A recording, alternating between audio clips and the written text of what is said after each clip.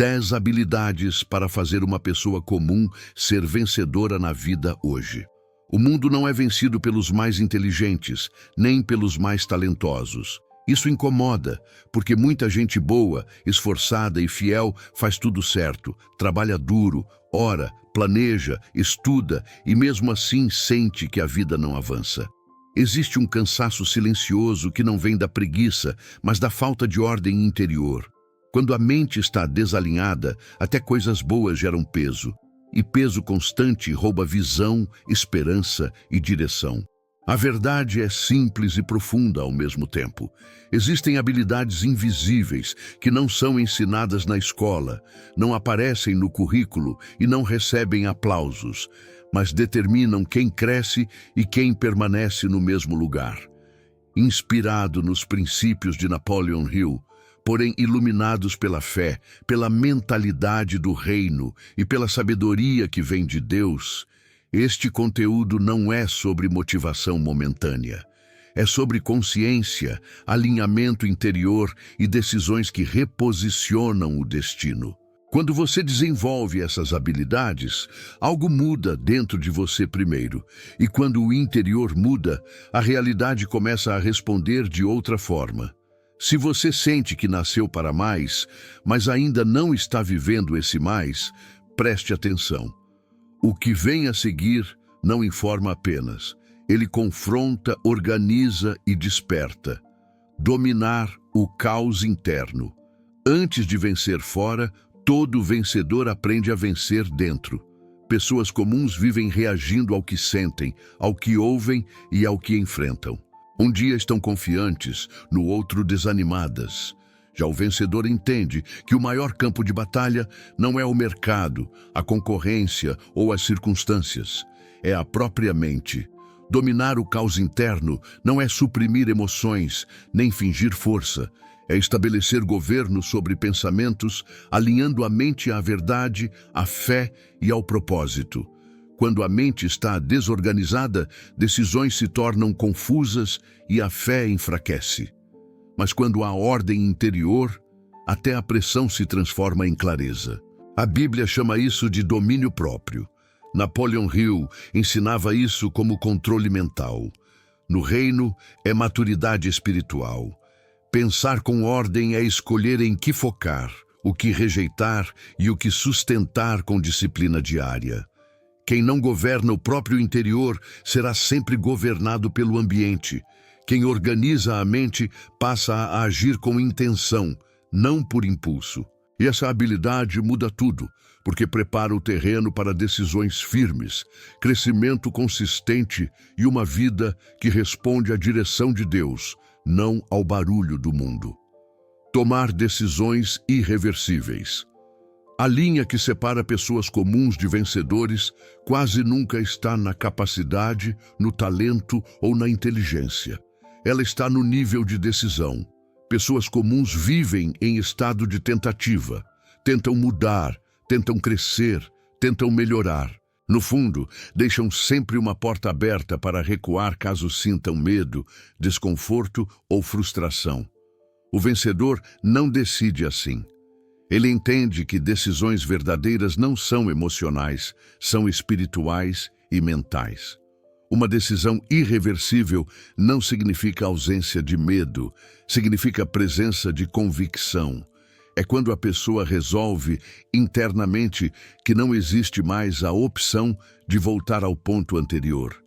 Enquanto a mente mantém um plano B emocional, a ação nunca vem inteira.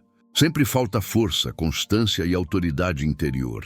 Napoleon Hill ensinava que o momento em que alguém decide de forma definitiva libera uma energia diferente. À luz da fé, isso faz ainda mais sentido. Quando a decisão nasce alinhada com propósito, valores e direção de Deus, ela cria estabilidade interior. O problema não é errar decisões. O problema é viver eternamente adiando decisões importantes. Pessoas comuns passam anos analisando, esperando o cenário perfeito, aguardando mais sinais. Vencedores entendem que clareza vem depois do compromisso, não antes. Eles não esperam sentir segurança para decidir. Eles decidem e, a partir disso, constroem segurança com ação diária. Uma decisão irreversível reorganiza a mente. Ela silencia dúvidas repetitivas, encerra diálogos internos desgastantes e elimina a oscilação emocional. Quando você decide de verdade, algo muda na forma como você pensa, fala e age. O ambiente começa a responder diferente, não por mágica, mas porque sua postura muda. Pessoas passam a perceber firmeza. Oportunidades surgem porque agora existe constância. A fé deixa de ser discurso e passa a ser prática. Na Bíblia, isso é chamado de fé viva. Não é apenas acreditar, é se comprometer com aquilo que se crê. Quem não decide, permanece refém das circunstâncias. Quem decide, governa o próprio caminho, mesmo enfrentando dificuldades. Decisões irreversíveis não eliminam desafios, mas eliminam a confusão. Elas trazem foco, e foco é uma das forças mais raras do nosso tempo. Em um mundo ansioso, cheio de distrações e comparações, decidir com firmeza é um ato de maturidade espiritual. É dizer para si mesmo que não se vive mais de intenções, mas de direção. Quando a decisão é clara, o esforço deixa de ser pesado. A disciplina se torna natural. A mente para de negociar com o medo. Deus honra decisões alinhadas com propósito. Não porque elas sejam perfeitas, mas porque são inteiras. Metade de compromisso gera metade de resultado. Inteireza gera crescimento. Toda pessoa vencedora que você admira tomou, em algum momento, uma decisão que não fazia sentido para todos, mas fazia sentido no coração. E foi essa decisão que mudou o rumo da história. Se você sente que está parado há tempo demais, talvez o problema não seja a falta de oportunidade, mas excesso de indecisão. O próximo nível da sua vida não responde a desejos, responde a decisões firmes. E quando você decide com fé, propósito e responsabilidade, o caminho começa a se abrir passo a passo. Usar a adversidade como alavanca.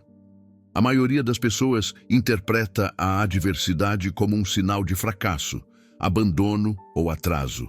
Quando algo dá errado, a mente comum pergunta: por que isso está acontecendo comigo? O vencedor faz uma pergunta diferente: para que isso está acontecendo comigo agora? Essa mudança de pergunta muda tudo. A adversidade não chega para destruir, ela chega para revelar, ajustar e direcionar.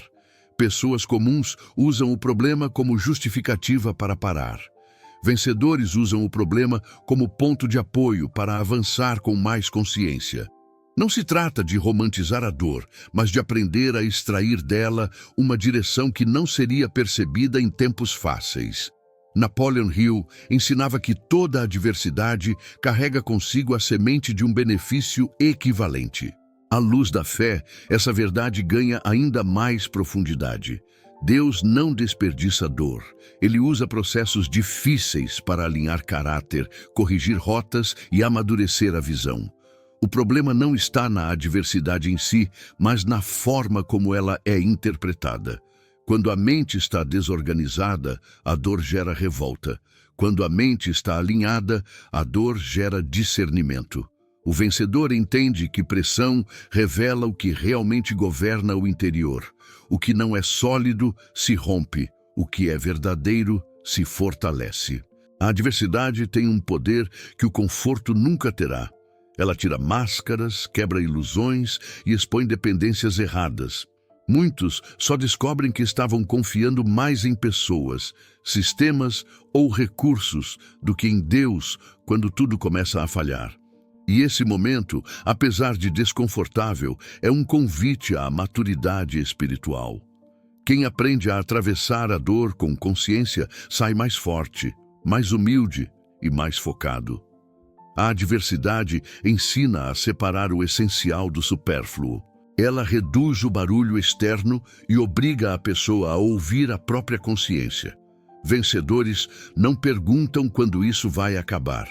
Eles perguntam o que precisam aprender enquanto isso acontece.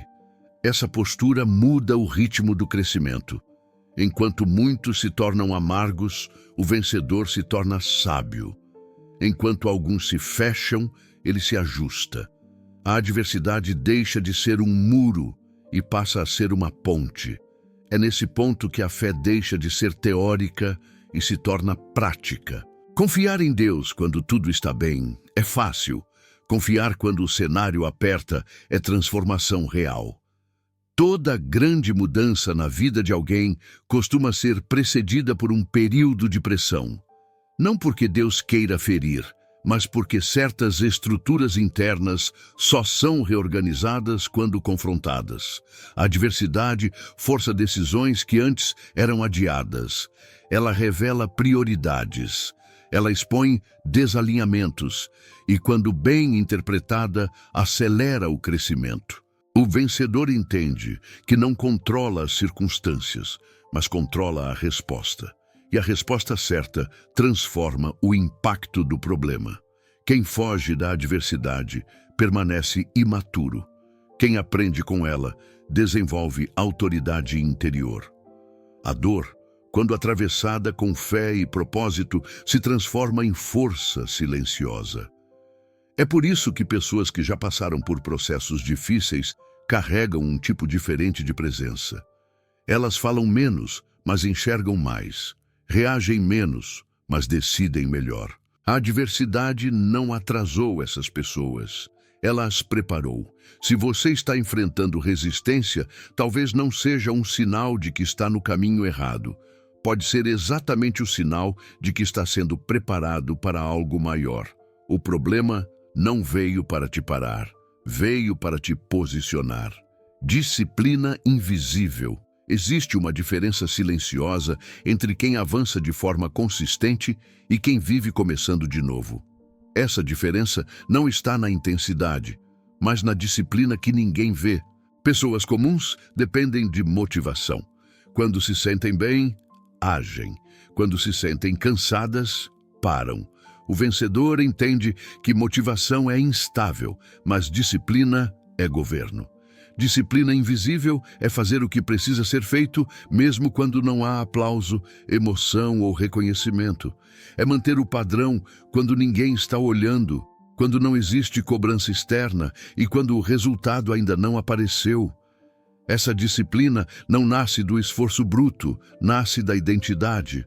Quem se vê como alguém comprometido com propósito não negocia princípios por conforto momentâneo.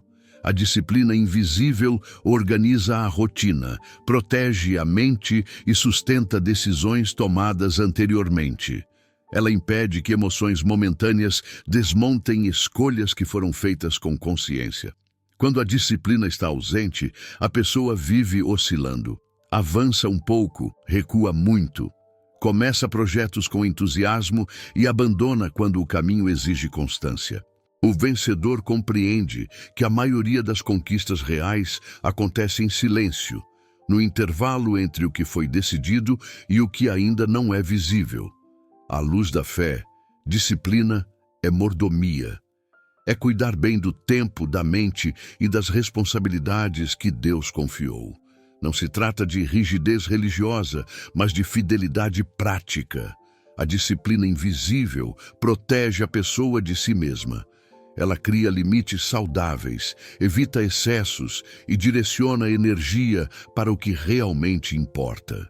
Enquanto muitos esperam sentir vontade, o vencedor age por convicção. E com o tempo, a vontade passa a acompanhar a ação. A disciplina gera liberdade, não prisão. Ela elimina a confusão diária de decidir tudo o tempo inteiro. Quando alguém desenvolve disciplina invisível, algo muda no ritmo da vida. O progresso deixa de ser caótico e passa a ser previsível. Pequenas ações repetidas com fidelidade produzem resultados que parecem grandes aos olhos de quem observa de fora. Mas quem vive por dentro sabe que não houve mágica, apenas constância. A disciplina invisível sustenta hábitos, protege a visão e fortalece a fé. Ela impede que a pessoa se torne refém do humor, das circunstâncias ou da opinião alheia. Muitos desistem porque querem resultados antes de se tornarem a pessoa capaz de sustentá-los. A disciplina invisível prepara o interior para suportar o crescimento que virá. Sem ela, conquistas se tornam peso. Com ela, responsabilidades se transformam em plataformas. O vencedor entende que não se trata de fazer muito por pouco tempo, mas de fazer o necessário por tempo suficiente. Esse tipo de disciplina não chama atenção, mas constrói caráter. E caráter sustenta prosperidade. Quando a disciplina se torna a identidade, o esforço diminui. O corpo obedece à mente, a mente obedece ao propósito, e o propósito se mantém alinhado à fé. É nesse ponto que a vida começa a responder com mais fluidez. Não porque tudo fica fácil, mas porque a pessoa se torna estável. A disciplina invisível não é admirada no início, mas é respeitada no final.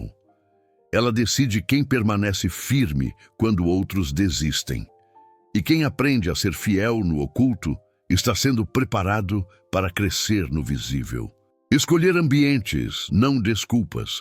Poucas pessoas percebem o quanto o ambiente decide silenciosamente o rumo da própria vida. A maioria acredita que tudo depende de força de vontade, quando, na verdade, a força de vontade é limitada e instável. Pessoas comuns tentam mudar mantendo os mesmos estímulos, as mesmas conversas, os mesmos hábitos e as mesmas influências. Depois, se frustram porque nada muda. O vencedor entende algo mais profundo. Ele não luta contra o ambiente, ele o escolhe. Ambientes moldam pensamentos, pensamentos moldam decisões e decisões constroem destinos. Quem ignora isso, vive se explicando. Quem entende isso, cresce em silêncio. Escolher ambientes não é fugir da realidade, é proteger a mente. O que você ouve com frequência, o que consome diariamente e com quem você compartilha ideias acaba se tornando padrão interno.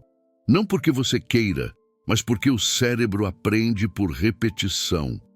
Quando alguém vive cercado de negatividade, reclamação, comparação e descrença, sua fé enfraquece sem perceber. Aos poucos, a visão diminui, a coragem se retrai e o entusiasmo se apaga. O vencedor percebe esses sinais cedo e faz ajustes conscientes. Ele entende que certos lugares atrasam, certas conversas drenam e certos conteúdos confundem. Não por serem ruins em si, mas por não estarem alinhados com o propósito que ele decidiu viver. À luz da fé, isso é vigilância espiritual. Guardar a mente é um princípio antigo e extremamente atual. Não se trata de isolamento, mas de seleção. O vencedor aprende a dizer não sem culpa e a se afastar sem ressentimento. Ele sabe que não pode crescer em qualquer solo. Uma semente excelente colocada em um ambiente errado não prospera. Da mesma forma, uma pessoa cheia de potencial pode se tornar improdutiva se permanecer em ambientes que reforçam medo, mediocridade ou vitimismo. Escolher ambientes é assumir responsabilidade pelo próprio crescimento. Pessoas comuns usam desculpas para permanecer onde estão. Dizem que não tem opção, que é assim mesmo, que todo mundo vive assim. O vencedor entende que sempre existe uma escolha, mesmo que ela exija desconforto inicial. Ele troca conforto por clareza. Troca a aceitação momentânea por direção de longo prazo. Essa escolha nem sempre é aplaudida. Muitas vezes é incompreendida. Mas ela preserva algo precioso, a integridade interior. Quando o ambiente está alinhado, a mente respira, a fé se fortalece, as decisões se tornam mais firmes. Ambientes certos não eliminam desafios, mas reduzem o ruído. Eles favorecem foco, constância e crescimento. Um ambiente saudável não é aquele onde tudo é fácil, mas onde há verdade, responsabilidade e incentivo ao progresso. O vencedor procura lugares que confrontam e edificam, não que apenas confortam. Ele entende que crescer exige ser exposto a ideias maiores, conversas mais profundas e exemplos que elevam o padrão interno. Quando você muda o ambiente, muda o tipo de pensamento que se repete na sua mente. Quando muda o pensamento, muda a forma como você age. E quando muda a ação, a realidade começa a responder diferente. Não é coincidência, é consequência. Muitas mudanças que parecem externas começam com uma decisão silenciosa de sair de um ambiente que já não sustenta quem você está se tornando. Quem insiste em permanecer onde não cresce, acaba se adaptando para caber. Quem escolhe ambientes alinhados, cresce para se tornar quem foi chamado a ser. Se você sente que está estagnado, observe menos o que está faltando e observe mais onde você está plantado. Talvez o problema não seja falta de esforço, mas excesso de exposição ao que enfraquece sua visão. O vencedor não espera o ambiente mudar. Ele muda de ambiente quando entende que sua missão é maior do que a necessidade de se sentir confortável. E essa decisão, embora silenciosa, redefine completamente o caminho à frente. Pensamento de longo prazo em um mundo ansioso. Vivemos em um tempo em que tudo pressiona para o imediato. Resultados rápidos, respostas instantâneas, comparações constantes e a sensação de que quem não acelera fica para trás. Pessoas comuns são capturadas por essa ansiedade coletiva e passam a viver reagindo ao agora. Decidem com base no humor do dia, no medo do momento e na urgência do cenário. O vencedor escolhe outro caminho. Ele aprende a pensar em longo prazo, em um mundo que desaprendeu a esperar. Essa habilidade não nasce da passividade, nasce da visão. Quem enxerga adiante não se perde no curto prazo. Pensar em longo prazo é recusar a troca barata entre prazer imediato e propósito duradouro. É entender que decisões feitas hoje constroem consequências que só se manifestam amanhã. Pessoas comuns querem alívio rápido. Vencedores querem construção sólida. Por isso, muitas escolhas do vencedor parecem lentas para quem olha de fora, mas são firmes para quem entende o processo. Ele não se apressa para provar nada. Ele se compromete com o que está edificando. Essa postura preserva a mente da ansiedade e protege o coração da frustração. À luz da fé, pensar em longo prazo é confiar que Deus trabalha por processos, não apenas por eventos. A ansiedade nasce quando se quer colher antes de plantar direito. O vencedor entende o tempo como aliado, não como inimigo. Ele sabe que crescimento verdadeiro exige repetição fiel, aprendizado contínuo e paciência estratégica. Enquanto muitos desistem porque ainda não viram resultados, ele permanece porque sabe o que está construindo. Essa clareza sustenta a constância quando o entusiasmo diminui. O pensamento de longo prazo muda a forma como a pessoa lida com obstáculos. Em vez de interpretar dificuldades como sinais de erro, ela as vê como partes naturais do percurso. Isso traz estabilidade emocional. O vencedor não se desorganiza a cada contratempo. Ele ajusta a rota sem abandonar a direção. Em um mundo ansioso, essa habilidade se torna rara e poderosa. Quem pensa em longo prazo não se deixa dominar por comparações, porque sabe que cada jornada tem seu ritmo. Ele não acelera por pressão externa, nem desacelera por críticas alheias. Essa forma de pensar também organiza prioridades. O que não contribui para o futuro perde espaço no presente. O vencedor aprende a dizer não para distrações que parecem inofensivas, mas roubam foco e energia. Ele investe tempo no que amadurece, não apenas no que entretém. Esse investimento silencioso constrói autoridade interior. Com o tempo, as escolhas se tornam mais simples, porque a visão está clara. Quando se sabe onde quer chegar, fica mais fácil decidir o que não faz parte do caminho. Napoleon Hill ensinava que a persistência nasce de um propósito definido. Sem propósito, qualquer dificuldade se torna motivo de desistência. Com propósito, até o cansaço ganha sentido. O pensamento de longo prazo transforma sacrifícios momentâneos em sementes de prosperidade futura. Não se trata de negar o presente, mas de viver o presente à luz do futuro. Essa habilidade impede que a pessoa venda sua paz por recompensas rápidas e vazias. Quem desenvolve essa mentalidade começa a viver com mais serenidade. A pressa diminui. A comparação perde força. A ansiedade cede lugar à confiança. Não porque tudo esteja resolvido, mas porque existe direção. Em um mundo que corre sem saber para onde vai, o vencedor caminha com propósito. Ele entende que o tempo revela quem estava apenas ocupado e quem estava comprometido. Pensar em longo prazo é um ato de fé prática. É acreditar que o que está sendo feito hoje, com fidelidade e consciência, produzirá frutos no tempo certo. E essa convicção sustenta o coração quando os resultados ainda não são visíveis. Autorresponsabilidade radical. Existe um ponto decisivo na vida em que a pessoa para de perguntar quem falhou com ela e começa a perguntar o que ela fará a partir de agora. Esse ponto separa a consciência comum da mentalidade vencedora. Pessoas comuns explicam a própria estagnação apontando causas externas. O sistema, a família, o passado, a economia, as pessoas erradas.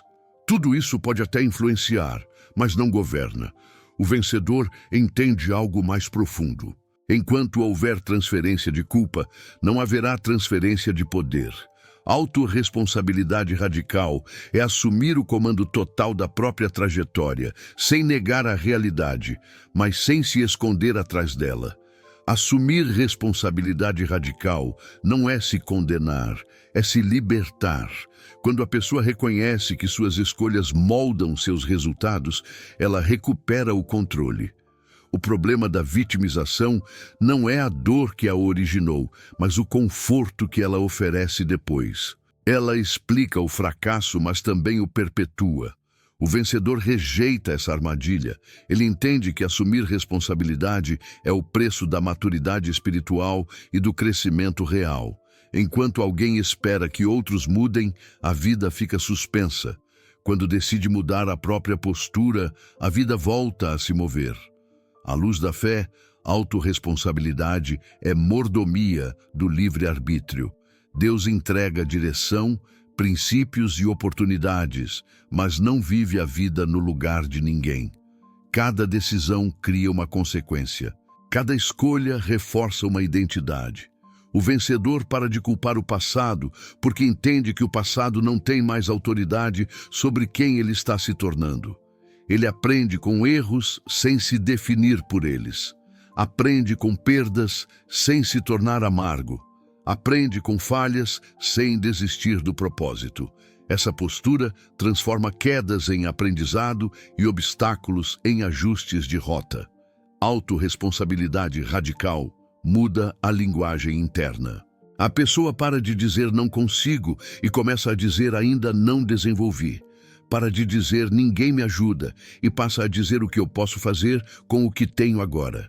Essa mudança parece sutil, mas reorganiza completamente a mente. Onde antes havia reclamação, surge estratégia. Onde havia desculpa, nasce ação. O vencedor entende que não controla tudo, mas controla a resposta. E a resposta correta muda o impacto de qualquer situação. Essa habilidade exige coragem porque remove muletas emocionais. Sem culpar ninguém, sobra apenas a própria consciência diante da própria vida. Mas é exatamente aí que o crescimento acelera. Quando a pessoa assume total responsabilidade, ela se torna aprendível. Ela passa a ouvir correções sem se defender, a ajustar rotas sem orgulho e a reconhecer limites sem se diminuir. Autorresponsabilidade não é arrogância, é humildade ativa.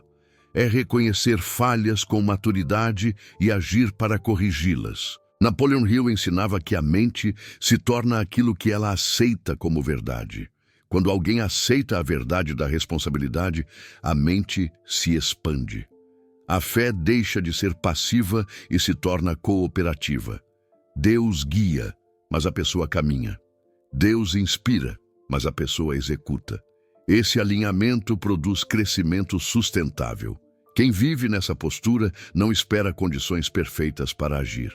Age com o que tem, onde está, confiando que a clareza aumenta com o movimento. A autorresponsabilidade radical também redefine relacionamentos. O vencedor para de exigir que os outros supram o que só ele pode desenvolver. Ele amadurece emocionalmente, fortalece limites e escolhe responder com consciência, não por impulso. Isso gera respeito, mesmo quando não gera concordância. Pessoas assim se tornam referência silenciosa. Não porque falam muito, mas porque vivem com coerência. Se você sente que está travado, talvez não falte recurso, falte decisão de assumir o comando completo da própria vida. Enquanto alguém espera ser resgatado, permanece dependente. Quando assume responsabilidade, se torna livre. E a liberdade de escolher com consciência é uma das maiores forças que alguém pode desenvolver. Autorresponsabilidade radical não promete uma vida sem desafios, promete uma vida com direção. E quando há direção, até os desafios passam a cooperar com o crescimento. Executar mesmo sem confiança. Uma das maiores mentiras que paralisa pessoas comuns é a ideia de que primeiro é preciso se sentir confiante para depois agir.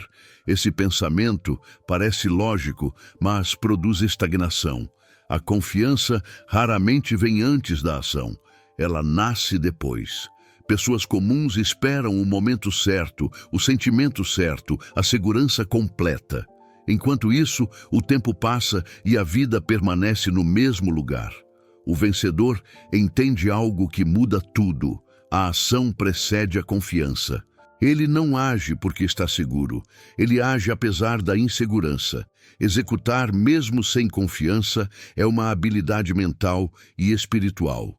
Significa não permitir que o medo decida. O medo sempre aparece quando algo importa. Ele não é sinal de incapacidade, é sinal de crescimento. O problema não é sentir medo, é obedecê-lo. Pessoas comuns tratam o medo como um aviso para parar.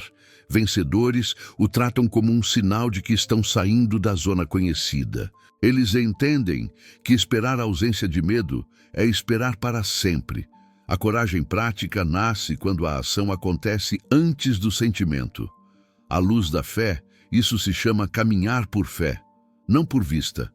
A confiança não vem do cenário, vem da obediência ao que precisa ser feito. Muitos querem sentir paz para agir, mas a paz vem depois que se age com retidão e propósito.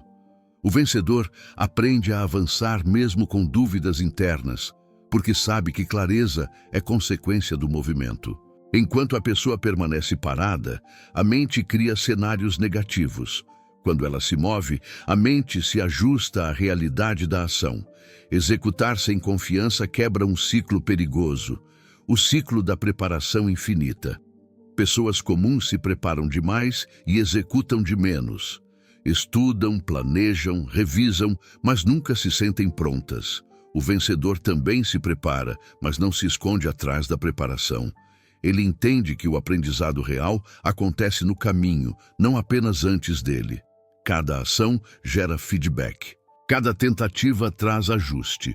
Cada passo constrói experiência.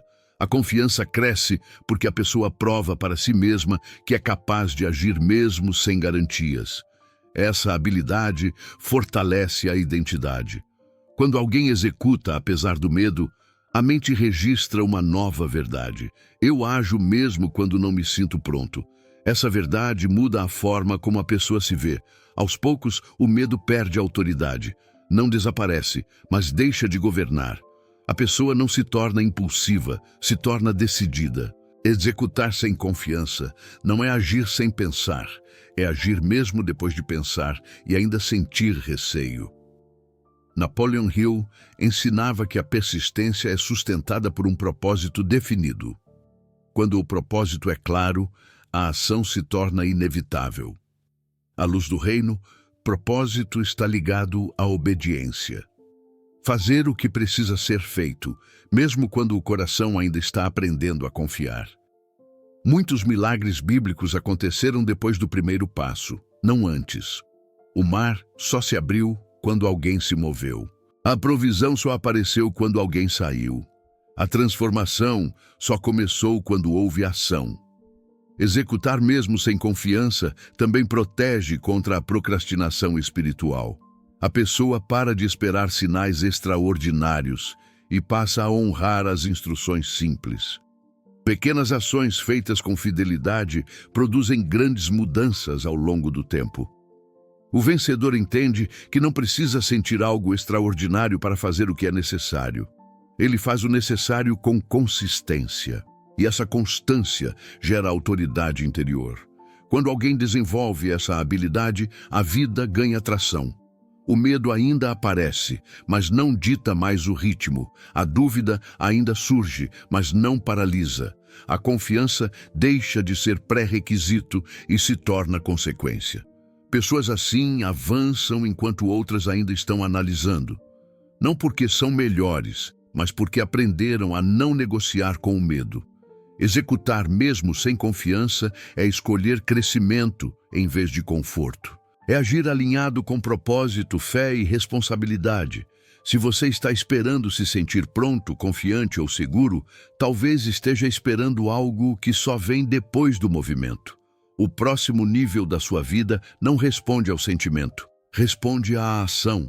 E quando você age, mesmo com o coração acelerado e a mente insegura, algo poderoso acontece. Você prova para si mesmo que não é refém do medo.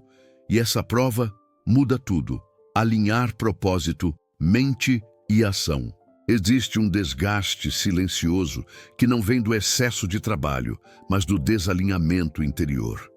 Quando propósito, mente e ação caminham em direções diferentes, a vida pesa. A pessoa até se esforça, até produz, até ora, mas sente que algo não flui. Pessoas comuns vivem fragmentadas, pensam uma coisa, sentem outra e fazem outra completamente diferente. O vencedor entende que prosperidade verdadeira nasce do alinhamento.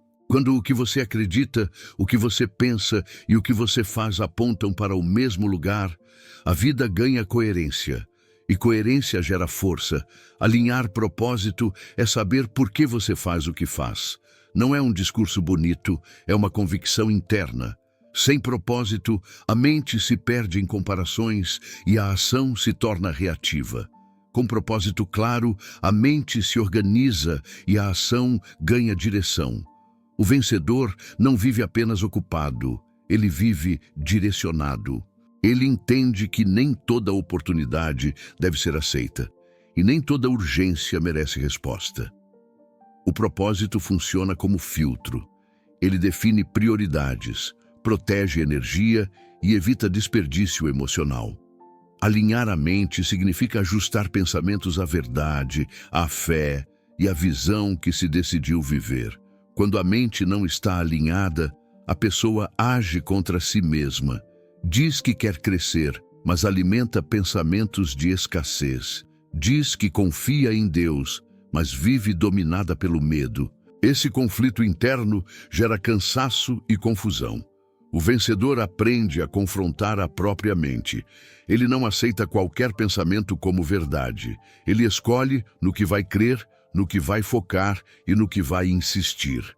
Esse alinhamento mental não acontece por acaso. Ele é construído com vigilância, disciplina e repetição consciente. Alinhar a ação é transformar intenção em prática diária. Muitas pessoas têm boas intenções, mas poucas têm ações coerentes. O vencedor entende que a ação é o lugar onde a fé se manifesta. Não basta acreditar, é preciso obedecer. Não basta desejar mudança, é preciso ajustar hábitos.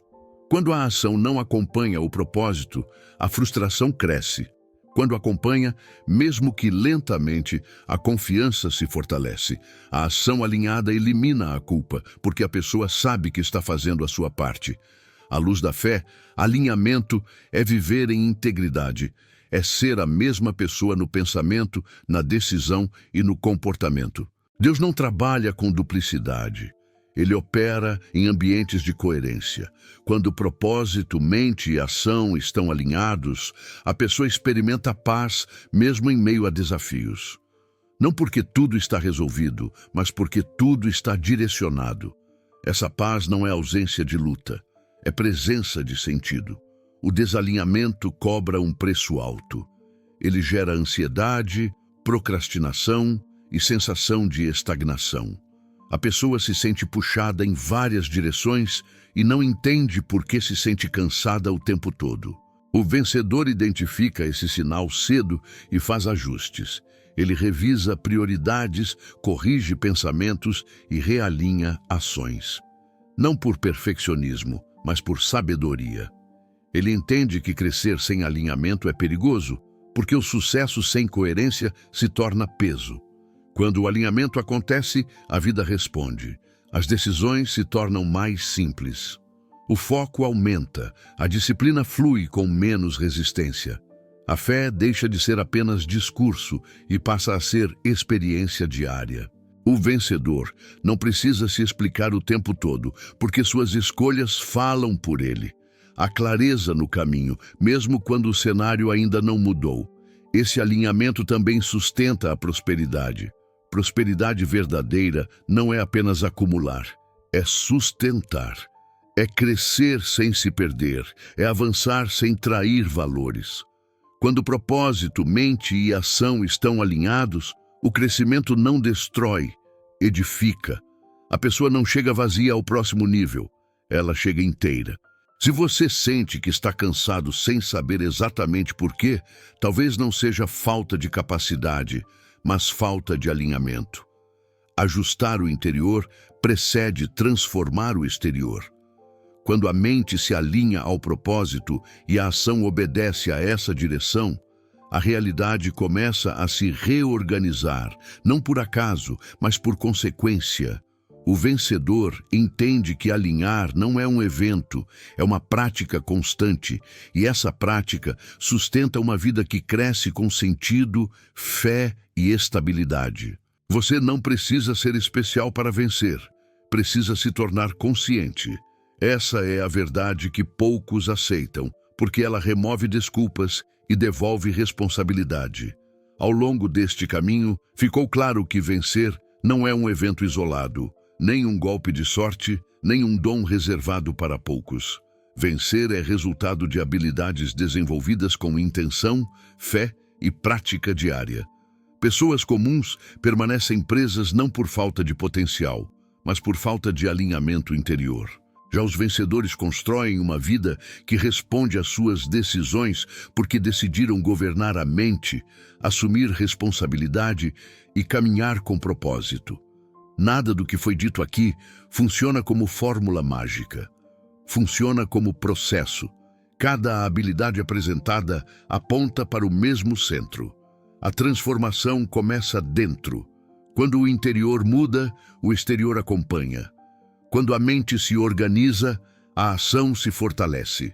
Quando a ação se alinha à fé, a vida ganha direção. Esse é o princípio do reino. Primeiro o invisível, depois o visível. Primeiro o caráter, depois a conquista.